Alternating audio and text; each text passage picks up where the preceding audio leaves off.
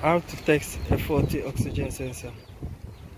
And we connect, this is the connection line, so we connect the two white line, these two white line to battery voltage.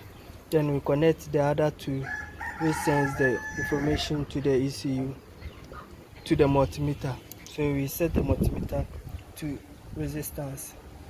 So now we start heating the oxygen sensor up. So we attach this terminal to the ground, then the oxygen sensor starts getting warmer. So as it starts getting warmer, then the resistance in the oxygen sensor starts to drop. So anytime I take the ground out, then the resistance starts to increase. So anytime I touch the ground to it to heat it up, then it starts to drop. So now I've attached the ground to it and it is dropping.